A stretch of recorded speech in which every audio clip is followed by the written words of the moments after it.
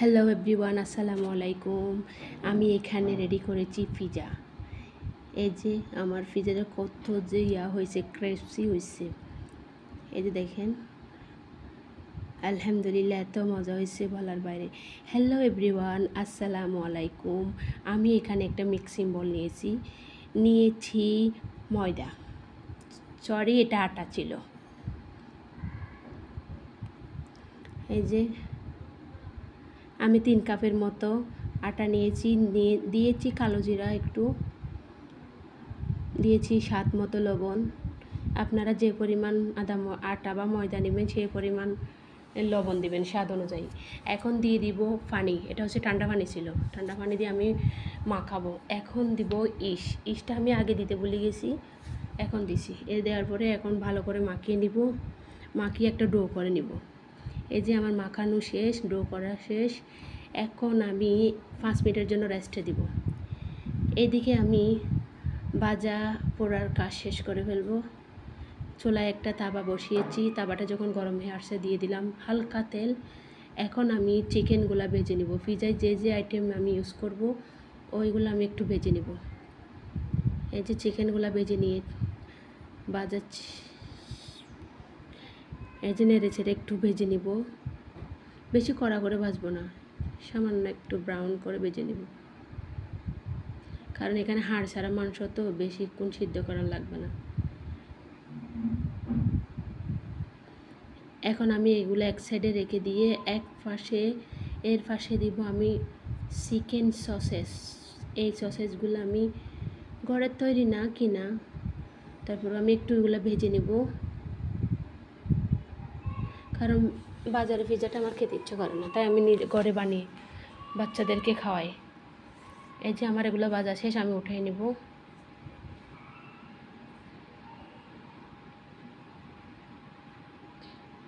এই যে এখন দিব পেঁয়াজ, গোল গোল করে পেঁয়াজ কাটছি, এগুলো আমি খুলে নিয়েছি। খুলে নেওয়ার ফলে এগুলো একটু হালকা করে ভেজে নিব।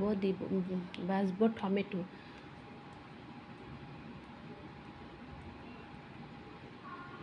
ভাজা শেষ। এদিকে আমি রুটিটা বেলে নিয়েছি, বেলে তাওয়ায় দিয়ে দিলাম। আমি ডিরেক্ট চুলায় করবো এটা। এই যে আমি চারিদিকে একটু বটে দিয়েছি যাতে পিজার সুন্দর আসে। কাঁটা চামচ দিয়ে একটু ফুটো করে দিব যাতে ভালো করে হয়। এই যে দিয়ে দিলাম।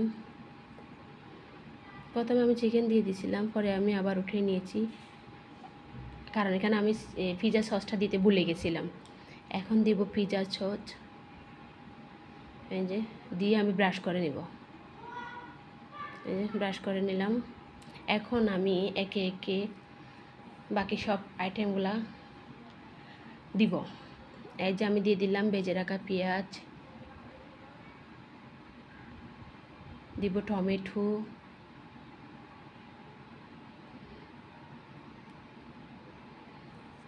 এই যে এখন দিব মুরগির মাংস, ভেজে রাখা মুরগির মাংসগুলো দিয়ে দিলাম।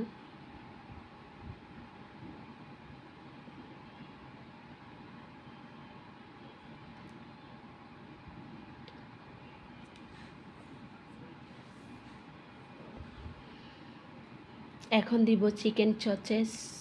আমার কাছে ক্যাপসিকাম ছিল না, তাই আমি কাঁচামরিচ দিয়েছি।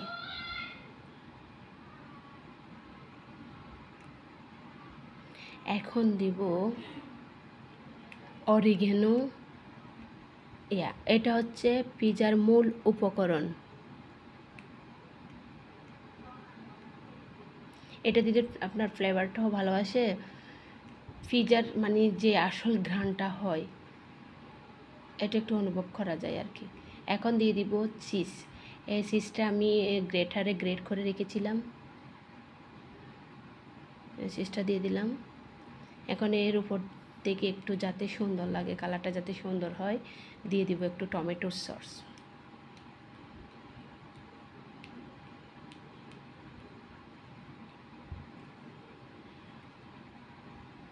আর একটু অরিগেনো এটা দিব এখন টমেটোর সস যাতে সুন্দর লাগে। এখন আমি লো হিটে চুলায় এটা বসিয়ে দিব, কারণ হাই হিটে দেওয়া যাবে না। ভালো লাগলে লাইক কমেন্ট শেয়ার করেন। আল্লাহ হাফেজ। আসসালামু আলাইকুম।